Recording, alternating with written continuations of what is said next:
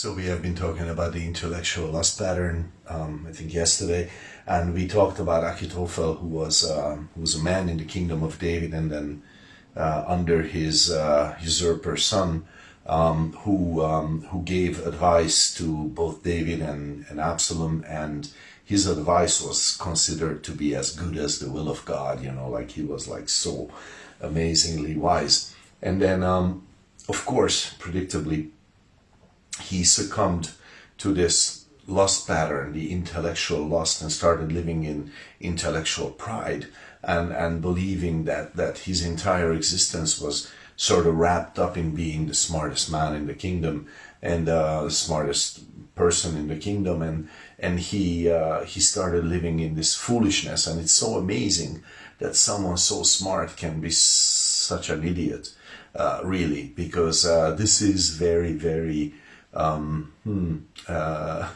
it happens to us as well, that you are good at gaining the approval of others, but then you start living in approbation lust and your life is destroyed by it. You are good at you are good at making money, but then you decide to submit to material lust that we talked about, and then it destroys your life. It makes you a non-person, actually, in effect.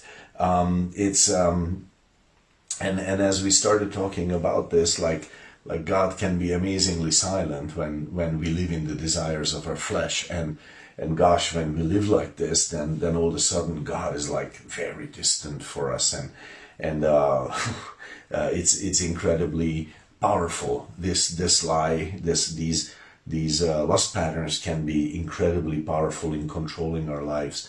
And this is why I'm talking about it, because of course we don't want we don't want to feel like God is far from us, and we don't want to face God's silence because we are living in the old sin nature. So anyways, so the whole kingdom supported Achitophel in this pride, and that didn't make it right at all. Actually, that didn't mean that it was correct.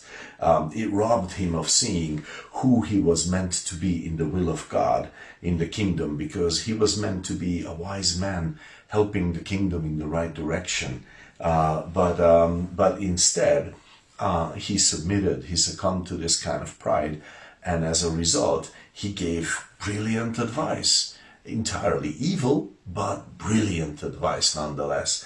And see, this is what happens when you succumb to this kind of pride, and the devil can trap you into this kind of mentality. In 2 Samuel 16:21, the usurper son of David, Absalom, takes over the kingdom. Well, having taken over the kingdom, he now asks his advisors, what should we do now?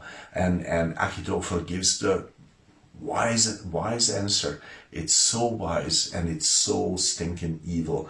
He says in verse 21, go in unto your father's concubines, which he had left to keep the house, and all Israel shall hear that you are abhorred of your father. Then shall the hands of all that are with you be strong. So basically his advice is, make it clear that you have burnt all the bridges. There is no going back. You're going to have sex with your father's concubines, and you will take his what the kings had, and these women, and they will be yours, and there is no going back. And then everyone will be like, okay, he means it, we are with him. And they do it. So they spread Absalom a tent upon the top of the house, and Absalom went in unto his father's concubines in the sight of all Israel.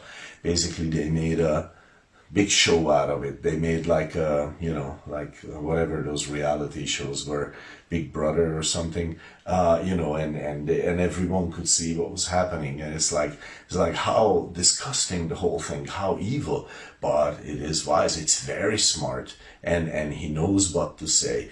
But he, in his pride, has lost the understanding, and God is far, and he doesn't think with God's wisdom. He thinks with a wisdom that is carnal, that is devilish, that is coming from below. He is thinking with a wisdom that is coming from his old sin nature, because that's where he is living. He's not giving loving, wise, and gracious advice, but he's giving smart advice, smart as hell.